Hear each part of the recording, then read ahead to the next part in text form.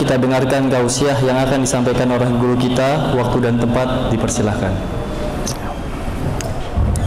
Tausiah. Bismillahirrahmanirrahim. Assalamualaikum warahmatullahi wabarakatuh.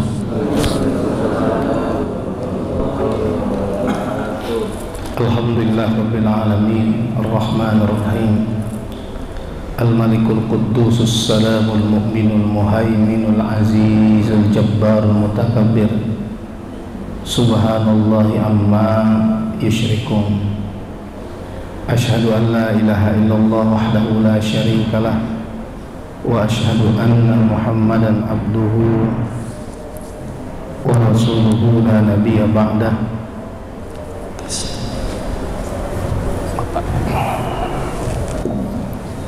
Allahumma fasalli wa sallim wa barik ala Sayyidina Muhammad wa ala alihi wa sahbihi wa sallim ajma'in. Bapak-bapak, ibu-ibu, adik-adik, saudara-saudara sekalian yang dimuliakan oleh Allah Subhanahu wa ta'ala, puji syukur kita panjatkan kehadirat Allah Subhanahu wa ta'ala atas limpahan rahmat, taufik, hidayah, inayahnya pada kita semua. Dan alhamdulillah sampai hari ini Allah masih memberikan kepada kita kekuatan, kesehatan, sehingga kita masih bisa mengisi ruang dan waktu kita untuk pengabdian kita kepadanya. Salawat beriring salam mudah-mudahan senantiasa tercurahkan kepada junjungan kita, Nabi kita Muhammad sallallahu alaihi wasallam beserta istri, keluarga dan sahabat beliau. Hadirin jamaah rahimakumullah, beberapa hari ke depan kita akan memasuki Ramadan. Ya. Kita akan memasuki bulan suci Ramadan. Bulan yang mulia, bulan yang penuh rahmat, bulan yang penuh keberkahan. Nah, kalau kita memasuki bulan Ramadan, maka kita bersyukur. Kenapa? Karena kita ada di antara hamba-hamba yang dipilih oleh Allah mendapatkan keberkahan dari Ramadan itu sendiri. Di dalam Al-Quran, di surat Al-Baqarah 183 dikatakan oleh Allah Subhanahu wa ta'ala, a'udzubillahi minasyaitonir rajim, bismillahirrahmanirrahim, ya ayyuhalladzina amanu kutiba alaikumussyam kama kutiba alal ladzina min qablikum la'allakum tattaqun. Wahai orang-orang yang beriman, diwajibkan atas kamu berpuasa sebagaimana diwajibkan atas orang-orang sebelum kamu agar kamu bertakwa.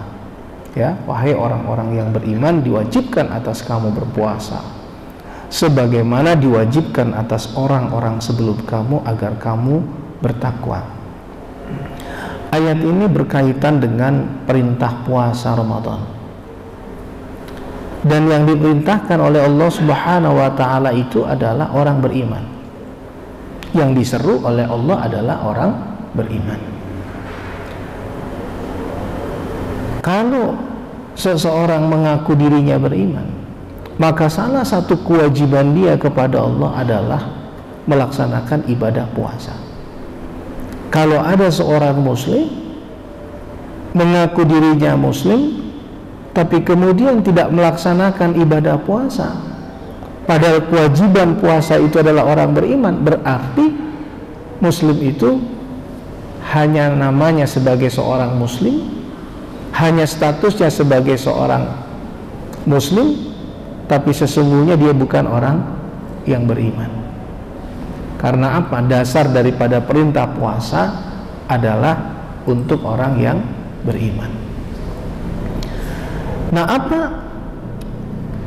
fungsi daripada ibadah puasa, manfaat daripada ibadah puasa di bulan Ramadan.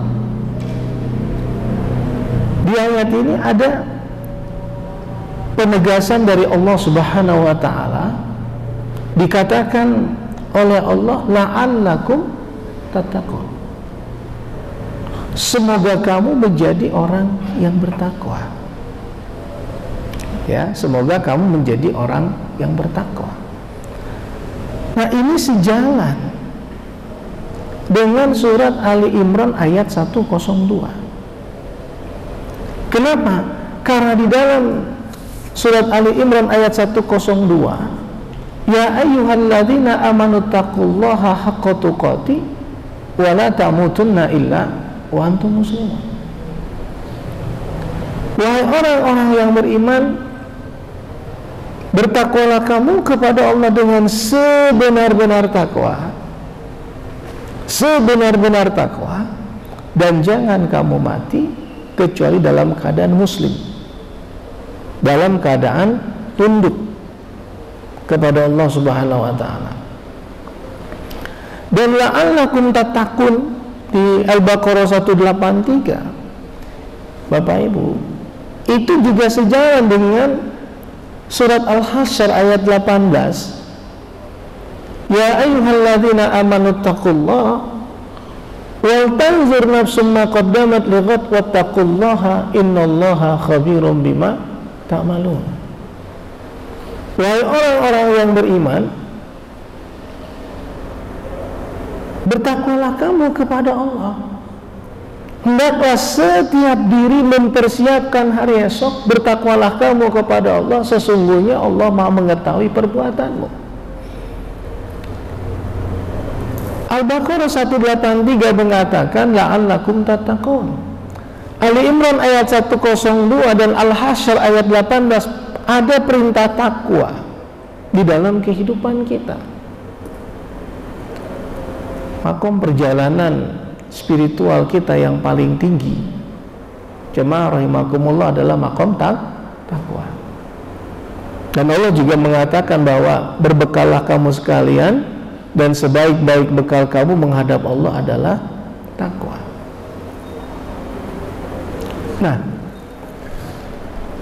energi Ramadan, bayangkan ibadah 1 bulan menghapus dosa 1 tahun sebelumnya. Ibadah 1 bulan menghapus dosa 1 tahun sebelumnya, dan membekali diri kita dengan ketakwaan untuk bekal hidup kita beberapa waktu ke depan. Ya, beberapa waktu ke depan. Jadi ada 1 bulan di antara 12 bulan yang diciptakan oleh Allah, yang ditetapkan oleh Allah sebagai bulan ampunan, sebagai bulan rahmat, sebagai bulan yang penuh keberkahan, yang energinya luar biasa. Tapi bagi siapa yang mau menjalankan perintah Allah, perintah utamanya itu adalah puasa. Karena yang ditekankan oleh Allah adalah kutiba alaikumusiyam kama kutiba alal ladzina min qablikum la'allakum tattaqun. Diwajibkan atas kamu berpuasa sebagaimana diwajibkan atas orang-orang sebelum kamu agar kamu bertakwa. Nah, tapi puasa seperti apa? Ada tingkatan yang paling dasar. Ya, puasa orang awam. Puasa orang awam itu hanya memenuhi definisi puasa, yaitu menahan lapar, menahan haus dari terbit fajar sampai terbenam matahari. Ini puasa orang awam. Ini banyak di luar sana orang-orang yang berpuasa menahan lapar dan haus dari terbit fajar sampai terbenam matahari. Nah, bagaimana caranya killing time? Bagaimana caranya menghabiskan waktu? Tidur, nonton TV, main game, jalan-jalan, masuk ke mall, walaupun nongkrong di sana. Nah, itu killing time. pemahaman puasanya itu sangat awam, menahan lapar dan haus dari terbit fajar sampai terbenam matahari. Ada tingkat kedua, puasa orang khawas, orang khusus, yaitu dia menahan lapar, menahan haus dari terbit fajar sampai terbenam matahari. Dia mengendalikan hawa nafsunya,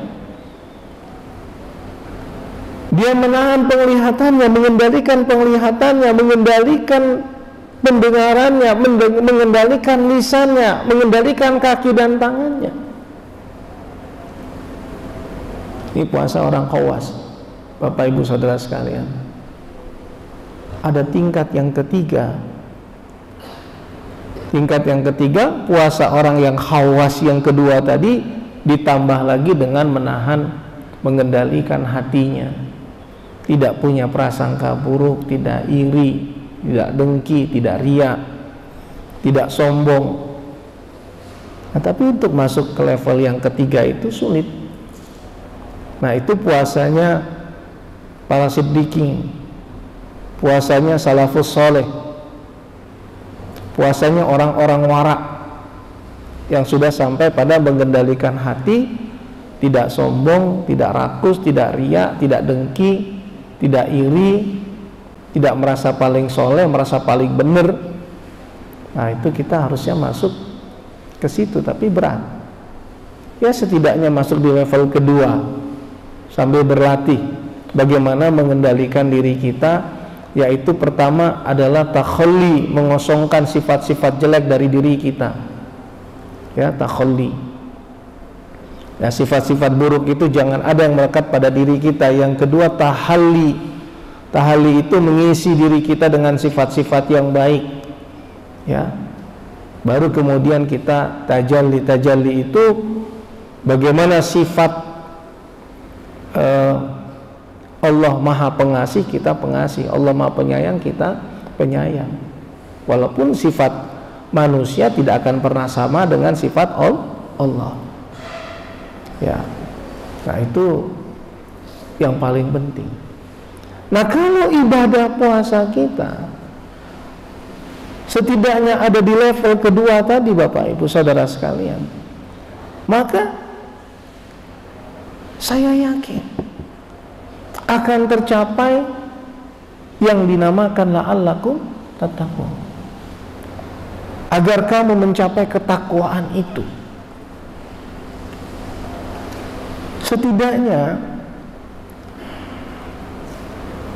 kita memasuki Ramadan ini ada 3 unsur yang dididik oleh Ramadan. Yang pertama apa? Akal kita, intelektual kita. Intelektual kita, akal kita itu harus diisi dengan pengetahuan. Yang pertama itu pengetahuan tentang esensi ketauhidan. Esensi ketauhidan. Kenapa? Karena itu adalah pondasi utama dari semua ilmu. Ya, pondasi utama dari semua ilmu itu adalah tauhid. Nah, makanya Bapak Ibu sekalian yang dimuliakan oleh Allah, sepanjang Ramadan isilah akal kita dengan pengetahuan. Ya, pengetahuan utama itu adalah ketauhidan melalui 2 ayat. Yang pertama adalah ayat-ayat Qur'aniyah. Makanya pentingnya harus belajar Al-Qur'an. Ya, ayat-ayat Qur'aniyah. Yang kedua melalui ayat-ayat kauniyah. Ya, diingat, pertama adalah ayat-ayat Qur'aniyah, yang kedua adalah ayat-ayat kauniyah. Jadi Allah memperkenalkan dirinya melalui Al-Qur'an dan melalui alam, tanda-tanda alam. Ya, di dalam Al-Quran banyak sekali ayat-ayat di mana Allah memperkenalkan dirinya, siapa dia, bagaimana sifat-sifatnya, apa maunya, ya, seperti apa bentuk kekuasaannya, seperti apa bukti kasih sayangnya, bagaimana alam diciptakan, bagaimana kejadian, bagaimana kekuasaannya. Itu contoh di dalam surat Ar-Rahman, kasih sayangnya, Al-Muluk, kekuasaannya, Al-Waqi'ah, kejadian, peristiwa. Bagaimana tentang kiamah. Nah, itu semua adalah ayat-ayat yang menunjukkan bahwa Dia Maha Ada. Itu ayat-ayat Qur'aniyah. Kalau Bapak Ibu ingin dekat dengan Allah, kenalilah Allah melalui ayat-ayat Qur'aniyah. Yang kedua, melalui ayat-ayat kauniyah, melalui tanda-tanda alam, gempa, tsunami, angin, badai, buah-buahan, ya, hujan, bahkan kita, penciptaan diri kita adalah tanda-tanda kebesaran Allah. Itu adalah ayat-ayat kauniyah. Nah, Bapak Ibu, saudaraku, selama Ramadan harus mengisi akal kita dengan pengetahuan, dan pengetahuan yang utama itu adalah pengetahuan tentang ilahiyah, pengetahuan tauhid. Yang kedua adalah pengetahuan tentang esensi Ramadan. Ya, kita tahu di dalam hadis-hadis Rasulullah SAW, diantaranya misalnya, man shoma ramadhana imanan wa ihtisaban ghufira lahu ma taqaddama min dzambi. Barang siapa yang melaksanakan puasa di bulan Ramadan, karena iman dan mengharapkan ridha Allah, Allah pasti ampuni dosa-dosanya. Allah pasti ampuni dosa-dosanya. Man shoma ramadhana imanan wa ihtisaban ghufira lahu ma taqaddama min dzambi. Di hadis yang lain, man qama ramadhana imanan wa ihtisaban ghufira lahu ma taqaddama min dzambi. Barang siapa yang melaksanakan qiyamul lail di bulan suci Ramadan karena iman dan mengharapkan ridha Allah, Allah ampuni dosa-dosanya. Ini yang saya katakan salah satu energi Ramadan adalah sebagai bulan ampunan. Kita puasa 1 bulan mengampuni dosa kita, Allah mengampuni dosa kita. Kita qiyamul lail sepanjang bulan Ramadan, Allah mengampuni dosa kita. Dan yang luar biasa, energi Ramadan juga nggak kalah penting. Setiap ibadah sunnah yang kita kerjakan diganjar oleh Allah, pahalanya menjadi pahala selevel dengan ibadah wajib. Setiap ibadah wajib yang kita kerjakan diganjar oleh Allah, pahalanya sampai 700 kali lipat. Menuntut ilmu itu hukumnya wajib, ya. Tapi pahala menuntut ilmu di luar Ramadan dengan pahala menuntut ilmu di dalam bulan suci Ramadan nilainya beda. Karena apa? Karena keberkahan Ramadan, menuntut ilmu yang nilainya wajib, pahala wajib, nah, di bulan Ramadan dilipat gandakan oleh Allah sampai sekian ratus kali lipat. Bayar mengeluarkan infak sedekah di luar Ramadan dengan di dalam Ramadan beda nilainya. Kalau di dalam bulan suci Ramadan nilainya sama dengan pahala zakat. Dan kalau kita mengeluarkan zakat, pahalanya nilainya sampai sekian ratus kali lipat balasan dari Allah Subhanahu wa taala. Ini yang saya sebut dengan istilah energi Ramadan yang luar biasa. Ada energi yang lain. Apa itu? Yaitu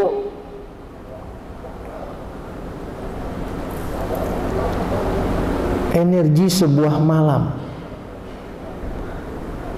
di mana malam itu tidak sama dengan malam-malam yang lain. Dia hanya ada di 10 malam terakhir. Makanya Rasulullah SAW mengingatkan keluarganya di 10 malam terakhir. Ada hadis mengingatkan kita, carilah Lailatul Qadar di malam-malam ganjil. Nah, itu energi malam yang adanya di energi bulan Ramadan. Jadi pertemuan energi Lailatul Qadar dengan energi Ramadan. Energi malam bertemu dengan energi Ramadan, dan ada hanya di 10 malam terakhir, yaitu apa? Malam Lailatul Qadar. Malam Lailatul Qadar Yang kalau kita beribadah di malam itu tidak sama nilainya dengan kita beribadah jangankan di malam-malam Ramadan. Di malam biasa pun tidak sama. Jangankan di malam-malam biasa, di malam-malam Ramadan pun tidak sama. Kenapa? Karena hanya ada di 10 malam terakhir. Itu Lailatul Qadar. Allah turunkan Al-Quran di malam Lailatul Qadar. Inna anzalnahu fi Lailatul Qadar. Wa ma adraka ma Lailatul Qadar. Lailatul Qadri khairum min alfi syahr. Tanazzalul malaikatu warruhu fiha biizni rabbihim min kulli amr. Salamun hiya hatta matla'il fajar. Bulan mulia,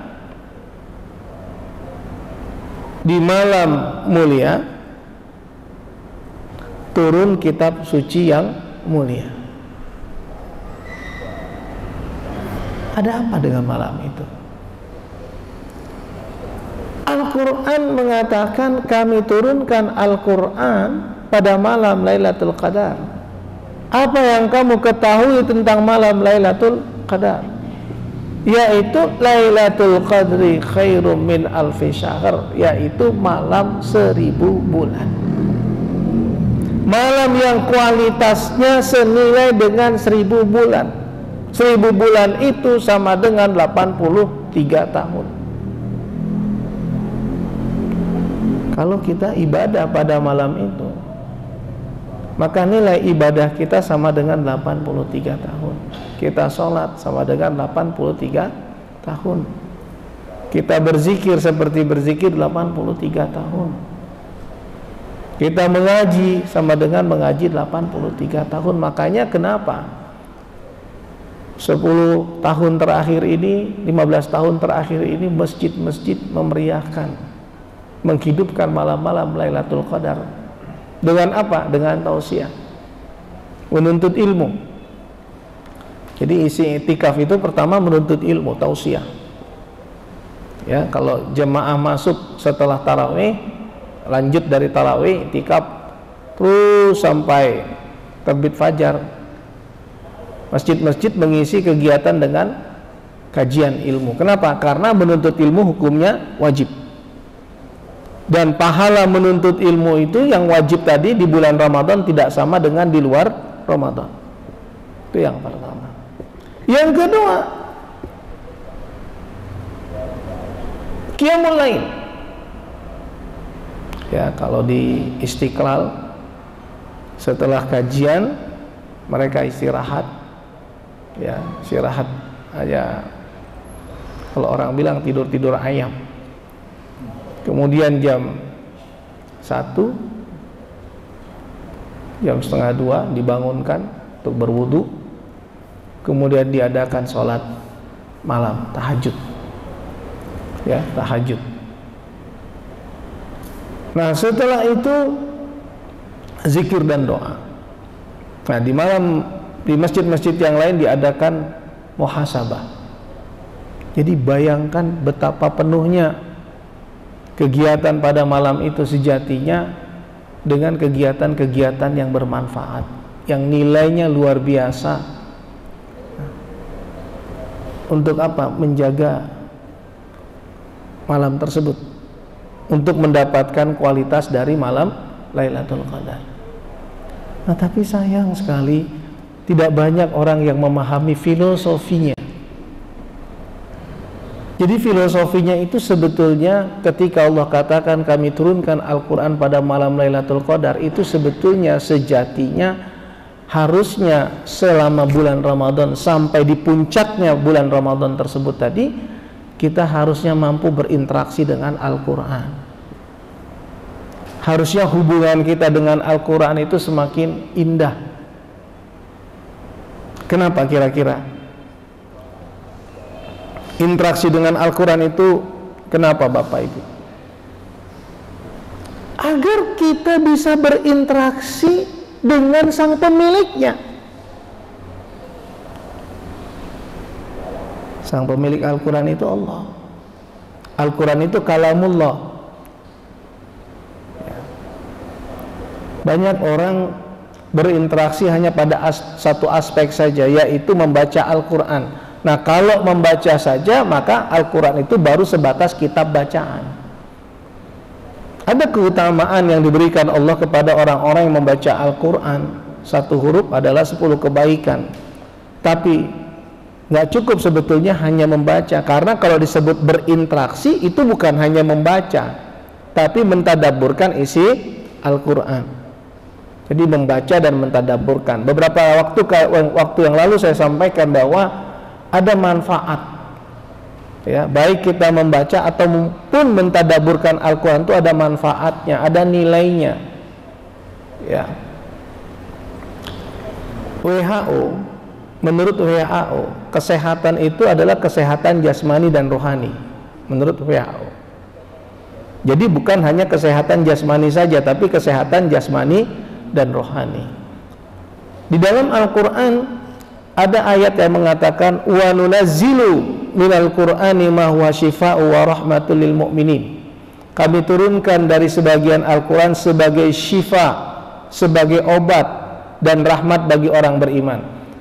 Nah, banyak yang memahami syifa di situ sebagai obat di situ hanya sebatas obat rohani. Obat rohani. Dan kalau dikejar obat rohani itu apa? Itu pun belum tentu bisa menjawab. Kenapa? Karena obat rohani itu berarti Al-Quran itu harus ditadaburkan, dibaca dan ditadaburkan, sehingga makna-makna dari ayat-ayat Al-Quran yang kita baca, yang kita renungkan, bisa menetralisir kesedihan kita, bisa menetralisir kecemasan kita, bisa menetralisir ketakutan kita, bisa menetralisir kekhawatiran kita, kegalauan kita. Nah, itu dari aspek rohani, ya, dari aspek rohani. Beberapa waktu yang lalu saya berikan gambaran kepada para jemaah sekalian, Bapak Ibu sekalian, misalnya, ya, ketika kita dalam keadaan takut, bagaimana Allah menetralisir rasa takut kita menghadapi hidup. Di surat 9 ayat 51, ya, katakan tidak akan menimpa kita sesuatu kecuali yang ditakdirkan Allah kepada kita. Hendaklah orang beriman bertawakal kepada Allah. Jadi nggak boleh kita punya perasaan takut menghadapi sesuatu yang belum pasti. Nah, ini bisa jadi karena pengaruh trauma masa lalu, kemudian kita takut terhadap hal-hal tertentu. Nah, itu dinetralisir oleh Allah. Katakan hambaku tidak akan menimpa kalian sesuatu kecuali yang sudah ditakdirkan Allah. Itu surat 9 ayat 51. Ketika kita merasa bahwa diri kita ini tidak berharga, ya, ada kadang-kadang orang-orang tertentu merasa dirinya tidak berharga. Kenapa nggak dipandang oleh orang lain? Ya, kehadirannya itu biasa saja, nggak memberikan efek perasaannya kepada orang lain. Apa saya ini tidak berharga gitu? Bagaimana Allah menetralisir perasaan tersebut? Allah katakan, laqad khalaqnal insana fi ahsani taqwim thumma radadnahu asfala safilin. Nah, illal ladzina amanu wa amilus solihati falahum ajrun ghairu mamnun, dan seterusnya. Bahwa nilai diri seseorang itu menurut Allah karena iman dan amal solehnya. Jadi sepanjang kita beriman, sepanjang kita beramal soleh, tak penting, biarlah orang lain memandang kita bukan siapa-siapa, tapi yang paling penting Allah mencatat kita sebagai orang yang dimuliakan oleh Allah karena iman dan amal soleh kita. Nah, itu cara Allah menetralisir perasaan tidak berharga itu, ya, perasaan tidak berharga. Ketika orang-orang meletakkan harta sebagai tolak ukur kemuliaan.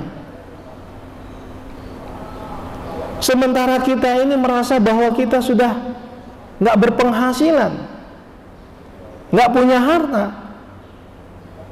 Nah, dan pada saat yang sama orang tidak memandang kita. Beda ketika dulu kita punya harta. Nah, bagaimana perasaan itu dinetralisir oleh Allah? Bagaimana perasaan itu dinetralisir oleh Allah? Al-malu wal banun zinatul hayatid dunya wal baqiyatus salihatu khairun inda rabbika thawaba wa khairun amala, kata Allah. Harta dan anak-anak itu hanyalah perhiasan dunia, kata Allah. Ya, harta dan anak-anak adalah perhiasan dunia.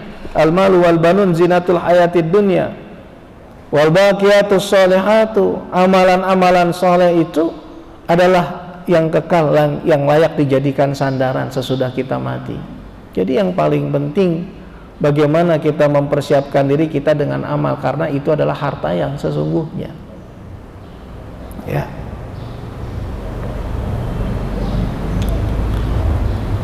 Ketika kita tidak mampu mencapai target-target dunia kita, terus kita melihat orang lain, kenapa dia bisa mencapai target-target dunianya, kenapa aku tidak? Allah ingatkan untuk menetralisir hati kita. 2877 wabtaghi fima ataqallahu daral akhirah wala tansa nasibaka minad dunya. Yang diperintahkan oleh Allah bukan mengejar target dunia, tapi yang diperintahkan oleh Allah, kejarlah akhiratmu, jangan kau lupa dengan duniamu. Sepanjang orientasi hidup kita ke akhirat, kita nggak takut dengan kehidupan dunia. Nah, kalau kita tadaburkan Al-Quran, maka sehat rohani kita. Ya, sehat rohani kita. Nah, kalau kita baca Al-Quran, masih ingat? Kalau kita baca Al-Quran, Abraham Nico Iron, Suzanne Moore, Ahmad Qadi membuat sebuah penelitian bahwa Al-Quran yang dibaca dengan suara, dibaca dengan tajwid yang tepat, dibaca dengan makhraj yang pas, makharijul hurufnya tepat, tajwidnya tepat, bacaannya enak didengar minimal oleh diri kita sendiri, suara kita dengar sendiri, ternyata itu terapi. Terapi untuk apa? Baca Al-Quran dengan suara, dengan tajwid dan makhraj yang pas itu terapi untuk apa? Ternyata terapi untuk merefresh kembali sel-sel otak kita di pusat saraf kita, merefresh kembali sel-sel yang ada di otak kita, merefresh kembali sel-sel yang ada di tubuh kita. Maka menurut mereka, bacaan Al-Quran bisa menyembuhkan penyakit autoimun, bacaan Al-Quran bisa menyembuhkan penyakit kanker, bacaan Al-Quran bisa menyembuhkan berbagai penyakit secara fisik. Dan ini hasil penelitian.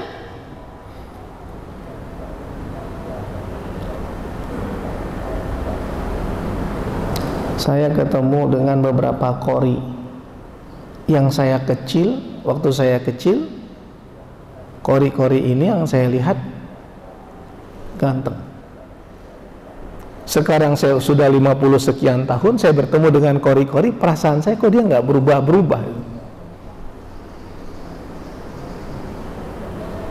Ya, para qori itu tidak berubah. Nah, kenapa? Mereka selalu membacakan ayat-ayat Al-Quran. Dan penelitian tadi mengatakan bahwa Al-Quran itu bisa menyembuhkan penyakit kanker. Nah, saya kasih gambaran kepada Bapak Ibu, energi, masih ingat kemarin, energi Al-Quran bertemu dengan energi Al-Quran bertemu dengan energi air. Ya, Al-Quran kalau dibaca di air, kita minum airnya, apalagi khatam Quran, airnya diminum. Ya, sekarang kan ada tuh air aqua KQ, khatam Quran, warnanya hijau, air mineral, air yang KQ ya. Nah, itu dijual kayak air mineral per dus itu tuh. Ini bukan promosi, saya juga nggak kenal sama yang punya itu. Nah, itu saya sempat langganan tuh, kantor sempat langganan tuh air khatam Quran. Ya, Ustadz Afdoli di Bintaro sembuh tuh kanker paru. Ya, kalau beliau baca Quran khatam airnya diminum, setiap khatam airnya diminum. Ya, paling gampang ngetesnya waktu pusing. Kalau bapak-bapak ibu-ibu pusing ambil air wudhu, setelah ambil air wudhu baca Quran dengan suara. Ya, kemudian kalau ada air di depan bacakan Al-Quran. Ustadz, bisa dibuktikan sekarang pertemuan energi air dengan sifat. Masaru Emoto dari Jepang tuh hanya menyematkan air baik, air tidak baik. Bayangkan, itu baru penyematan sifat. Air baik dengan air tidak baik, apalagi air Al-Quran. Ya. Nah, jadi sekali lagi Bapak Ibu, nanti di bulan Ramadan masjid-masjid biasanya memperingati nuzul Quran. Masjid-masjid mengadakan i'tikaf Ramadan di malam terakhir. Nah, kita tahu bahwa bulan suci Al-Quran, bulan suci Ramadan adalah bulan turunnya Al-Quran. Tapi sayang sekali peringatan-peringatan itu tidak diambil makna filosofinya, bahwa sebetulnya kita harus introspeksi diri seperti apa hubungan kita dengan Al-Quran. Nah, itu untuk mengisi pengetahuan di akal kita ya, karena Allah tadi saya katakan memperkenalkan dirinya melalui ayat-ayat Qur'aniyah dan ayat-ayat kauniyah ya. Kemudian kalau kita mau sehat, WHO di dalam pandangan WHO, kesehatan itu menyangkut kesehatan rohani dan jasmani. Nah, subhanallah, Al-Quran, di dalam Al-Quran dikatakan asy-syifa. Ternyata asy-syifa di sini juga ada pembuktian bahwa Al-Quran itu bisa menyembuhkan penyakit autoimun, bisa menyembuhkan penyakit kanker, ya, bisa menyembuhkan berbagai penyakit fisik dan juga penyakit rohani. Nah, kalau penyakit rohani melalui tadabbur yang saya katakan tadi ya, yang saya katakan tadi, kita punya kesulitan apa, ditawar oleh Al-Quran itu melalui tadabbur ya, melalui perenungan terhadap ayat-ayat Al-Quran. Nah, terus dari pahala satu huruf yang kita baca dari Al-Quran itu 10 kebaikan.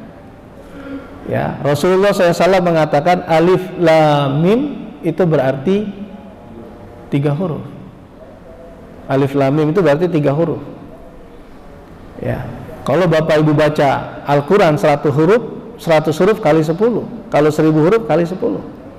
Jadi kalau baca Al-Quran dengan makhraj yang pas, dengan tajwid yang pas, pertama dapat pahala dari baca Al-Quran. Yang kedua, kalau dibaca dengan suara, merefresh sel-sel yang ada di otak kita.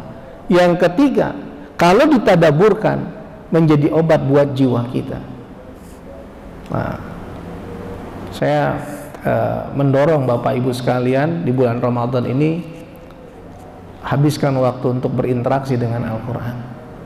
Ya, berinteraksi dengan Al-Quran. Sumber ilmu pengetahuan adalah Al-Quran. Pondasinya adalah ketauhidan. Itu. Nah, yang kedua itu akal, ya, intelektual. Yang kedua adalah hati. Ramadan itu mendidik hati kita. Ta'dibul qalbi namanya. Apa yang diajarkan Ramadan? Keikhlasan. Bagaimana kita melaksanakan ibadah kita, puasa kita karena Allah. Kenapa? Karena Allah di dalam satu hadis qudsi mengatakan kullu amal ibni Adam lahu illa siyam. Semua amal ibadah anak cucu Adam itu buat dia, kecuali puasa, kata Allah. Kenapa? Fa innahu li, sesungguhnya puasa itu untuk aku. Wa ana ajzi bihi, dan aku yang memberikan ganjaran kebaikan atas ibadah puasa hambaku.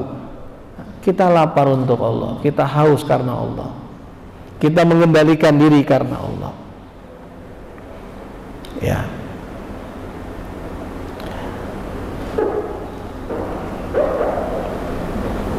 WHO tadi mengatakan ya, bahwa kesehatan itu menyangkut kesehatan jasmani dan rohani. Kesehatan itu menyangkut kesehatan jasmani dan rohani. Di mana hubungan antara Ramadan, antara puasa dengan kesehatan? Di mana letak hubungan antara puasa dengan kesehatan? Ada hadis Rasulullah SAW mengatakan, sumu tasihu, berpuasalah engkau agar engkau sehat. Nah, di mana letak korelasi antara puasa dengan kesehatan? Kesehatan di situ sebagaimana yang didefinisikan oleh WHO tadi, kesehatan jasmani dan rohani tadi. Secara fisik ya, semua aktivitas terutama organ lambung istirahat saat kita puasa. Diistirahatkan saat kita puasa. Secara fisik. Ya. Berarti yang terkait dengan pengolahan makanan itu istirahat.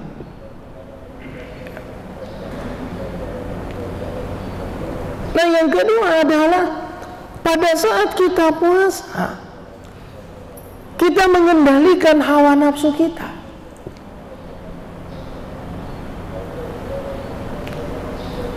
Kita mengendalikan hawa nafsu kita pada saat kita puasa. Maka pada saat kita mengendalikan hawa nafsu kita, kita membangun ketaatan, kepatuhan kepada Allah. Semua yang kita lakukan, menahan lapar, menahan haus, mengendalikan hawa nafsu semata-mata karena Allah. Maka orang yang berpuasa itu merasakan pengaruh dari puasa itu, energi puasa itu terhadap energi spiritualitas kita. Kita merasakan damai, merasakan bahagia. Kenapa? Hanya menundukkan diri kita bukan kepada hawa nafsu, tapi kepada Allah. Nah, bagi orang munafik, orang muslim yang munafik berat dengan adanya Ramadan. Kenapa? Ramadan ini dianggap penjara. Wah, nggak bebas. Betul nggak? Orang munafik itu, kalau orang kafir ya sudah, mereka sudah mau Ramadan nggak Ramadan sama saja buat mereka. Tapi orang munafik, orang Islam yang munafik, berat buat mereka Ramadan ini.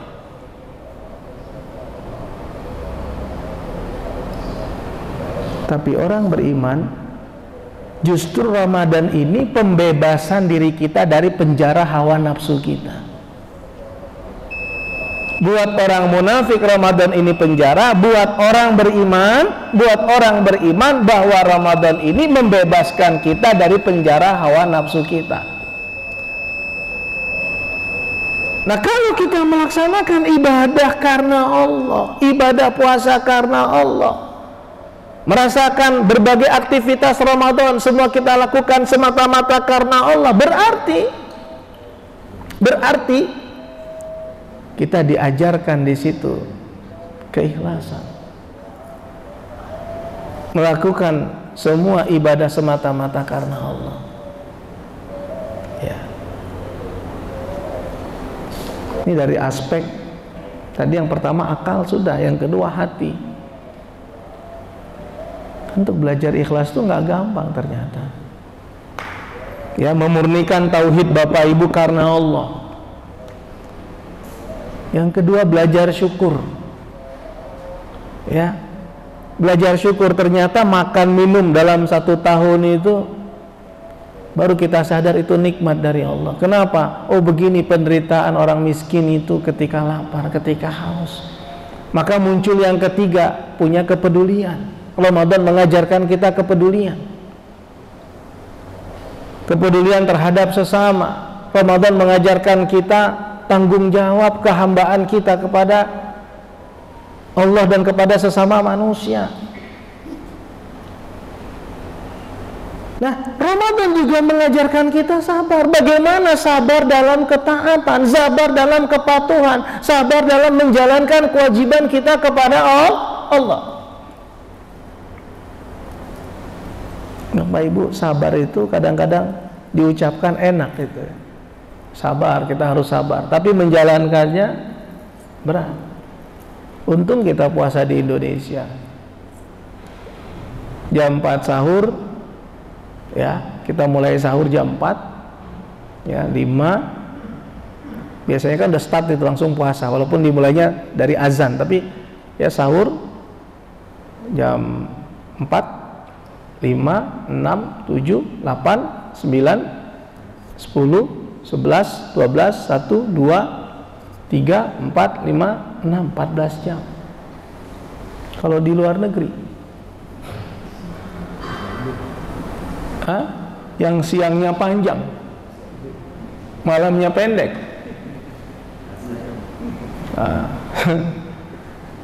Ini nikmat dari Allah. Tapi 14 jam ini harus sabar. Kenapa? Sabarnya itu berkaitan bukan hanya menahan lapar dan haus. Kalau mau sampai pada puasa yang khusus tadi, bagaimana saat kita lapar dan haus juga kita mengendalikan hawa nafsu, penglihatan, pendengaran, lisan, kaki kita. Dan itu yang memberikan dampak terhadap karakter.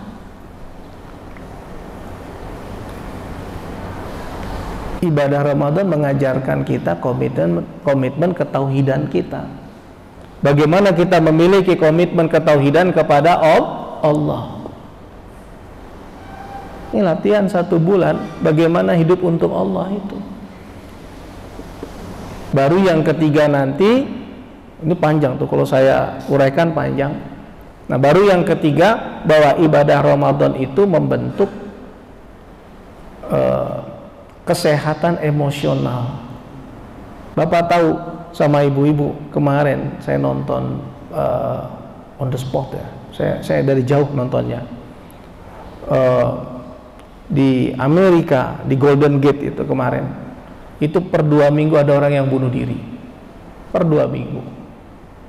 Kemudian di danau apa begitu, di Jepang apa di Korea juga begitu. Orang-orang yang terganggu emosinya.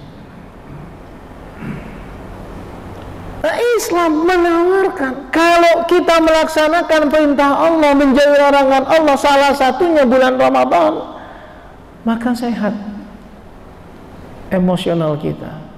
Sehat itu damai, tenang, bahagia, tentram. Nah, kalau akal, hati, jiwa, 3 ini dapat manfaat dari proses pelaksanaan ibadah sepanjang Ramadan. Yang terakhir itu adalah tazkiyatun nafs, ya, penyucian jiwa.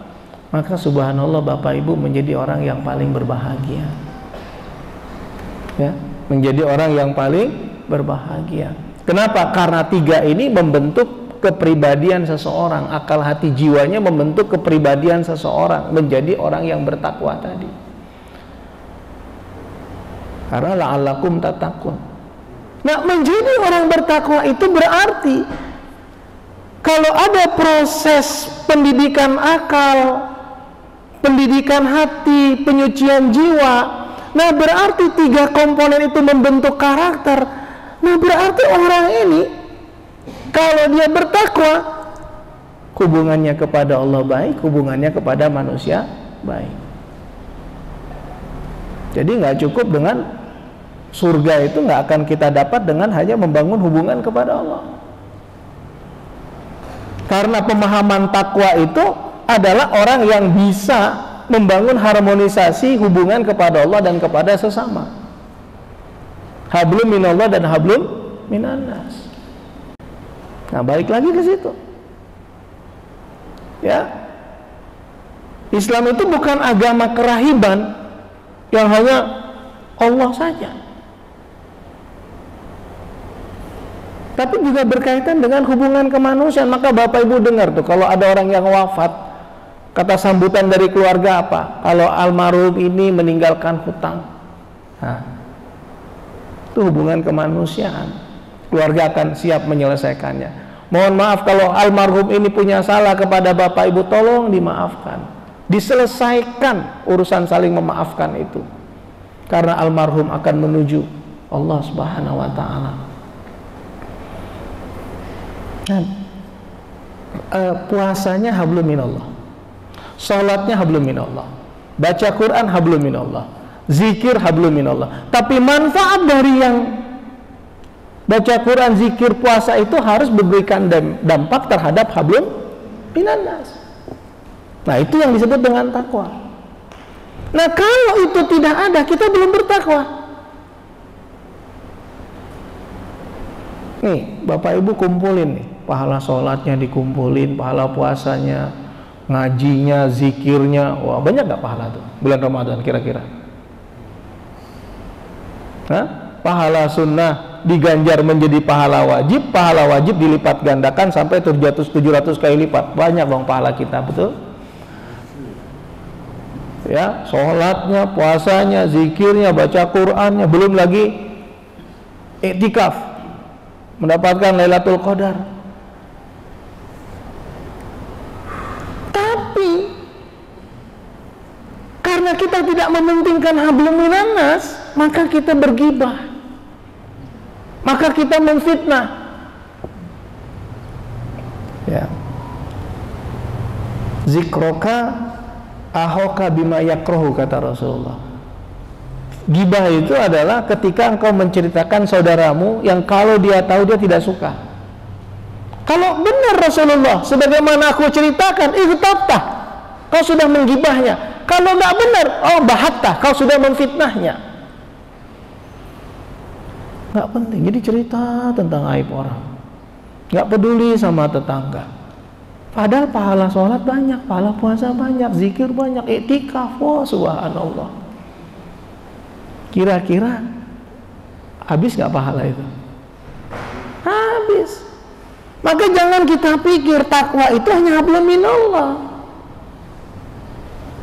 Dan ayat-ayat Al-Quran menunjukkan itu, bahwa orang bertakwa di dalam Al-Quran, Al-Baqarah 177, Ali Imran 133, 134, Al-Mu'minun 1-11, banyak sekali dalam Al-Quran. Allah menjelaskan di ayat-ayat tersebut, ketika Allah bercerita tentang takwa, itu paling gampang, saya ulang-ulang ayat itu. Paling gampang, di ayat-ayat tersebut tergambar bahwa takwa itu bukan hanya urusan sholat, tapi urusan sedekah, hablum minannas. Tapi urusan menjaga amanah, hablum minannas. Tapi menjaga, menepati janji, hablum minannas. Ayo kita harus evaluasi nih Ramadan kali ini nih Bapak Ibu. Ini Ramadan bukan hanya urusan membangun hubungan kepada Allah, tapi hubungan kepada manusia. Itu yang disebut dengan takwa. Nah, kalau kita bertakwa, karena Ramadan itu la'allakum tattaqun. Nah, kalau kita bertakwa, apa kata Allah di surat Al-Anfal ayat 29? Ya ayyuhalladzina amanu in tattaqullaha yaj'al lakum furqana wa yukaffir ankum sayyi'atikum wa yaghfir lakum wallahu dzul fadlil azim. Wahai orang beriman, kalau kamu bertakwa kepada Allah, Allah berikan kepada kamu kecerdasan untuk membedakan yang hak dan yang batil. Apa? Ada istilah kasyaf. Orang bertakwa itu bisa kasyaf dia. Ya. Melihat yang tidak dilihat oleh orang pada umumnya. Ini orang ini nggak baik kayaknya nih. Ya.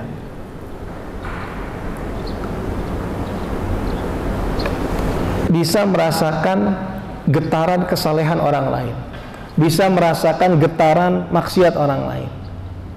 Ini orang ini nggak baik, ini orang ini baik. Kalau bapak pengusaha, ibu pengusaha, ada proyek, bisa merasakan, oh proyek ini berbahaya, proyek ini enggak. Nah, jadi hak dan batil itu dikasih oleh Allah, kecerdasan membedakan hak yang batil. Ya. Al-Furqan namanya. Wa yukaffir ankum sayyi'atikum, Allah memaafkan kesalahanmu. intattaqullah. Tadi kan cerita Ramadan itu la'allakum tattaqun. Maka semua kebaikan-kebaikan kita sepanjang Ramadan menutupi kesalahan kita.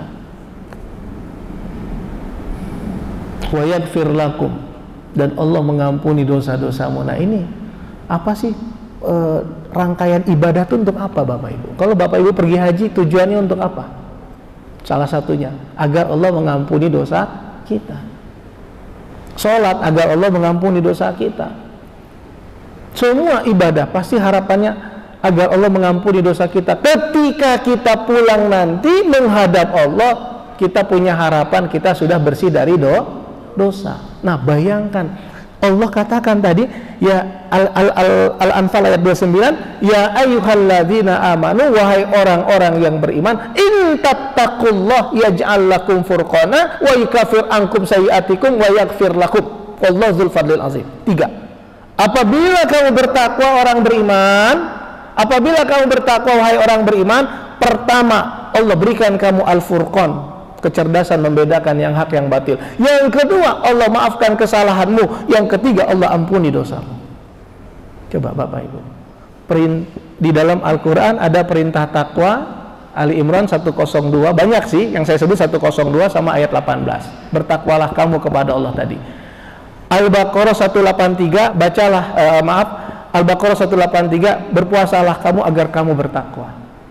Al-Baqarah ayat kedua, zalikal kitabul la raiba fihi hudal lil muttaqin. Al-Quran ini adalah petunjuk bagi orang bertakwa. Nah kalau kamu bertakwa, Al-Anfal ayat 29. Ditambah lagi, wa may yattaqillaha yaj'al lahu makhraja wa yarzuqhu min haitsu la yahtasib. Jadi ini dahsyat sekali Bapak Ibu. Inilah energi Ramadan. Nah, ini energi Ramadan. Maka bersyukurlah kita, mudah-mudahan kita panjang umur bertemu dengan Ramadan. Ya, kalau Ramadan itu tanggal 13 itu hari Selasa. Ada nggak? Ini hari apa? Minggu. Ada nggak Minggu, Senin yang meninggal nggak ketemu Selasa? Ada.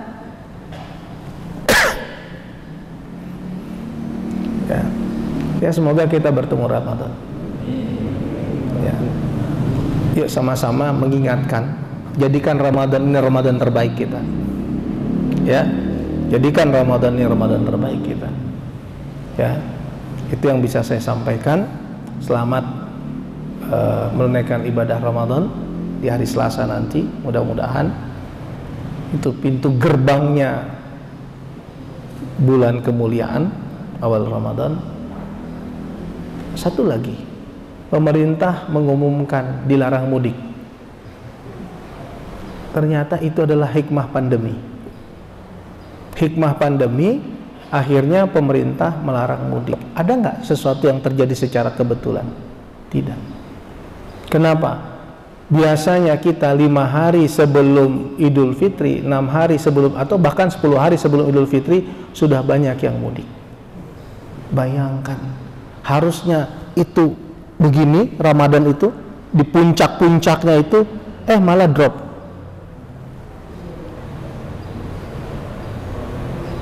Kenapa harus mudik? Di sini kita tinggal, di sini kita makan, di sini kita dikuburkan. Di Jakarta inilah rumah kita, ini kampung kita. Ke kampung halaman sudah telepon. Di luar Ramadan aja kalau mau mudik. Maksimalkan puncaknya Ramadan itu Bapak Ibu.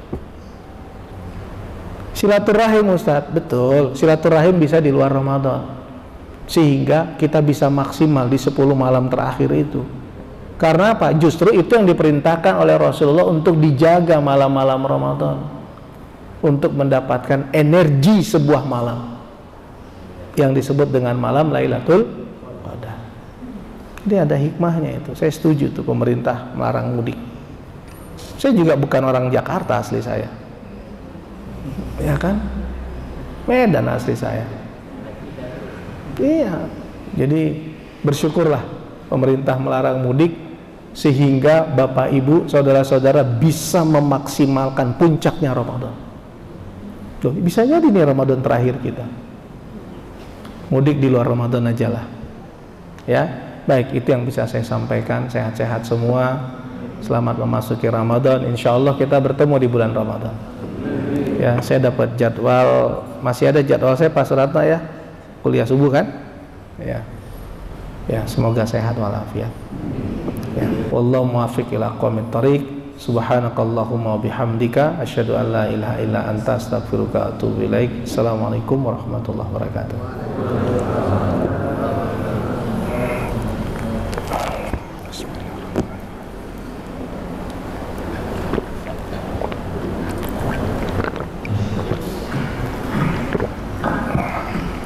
Alhamdulillah kita telah sama-sama mendengar pembelajaran dari guru kita hari ini, dan sesi tanya jawab mungkin ditiadakan. Alhamdulillah untuk selanjutnya diinfokan pada hari ini jam 9 ada praktik kajian tentang sholat khusyuk oleh Ustaz Abu Sangkan. Terima kasih. Wassalamualaikum warahmatullahi wabarakatuh. Waalaikumsalam warahmatullahi. Bisa dibacakan oleh doa. Ya. Kita baca Al-Fatihah saja untuk niat-niat yang baik, ya. Niat yang baik semuanya niatkan. Ya, mudah-mudahan semua hajat-hajat kita diijabah oleh Allah. Al-Fatihah.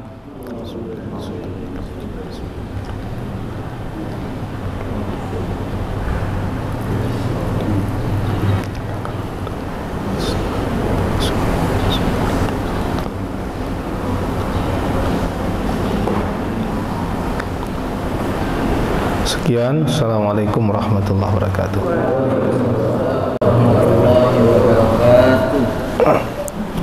Allah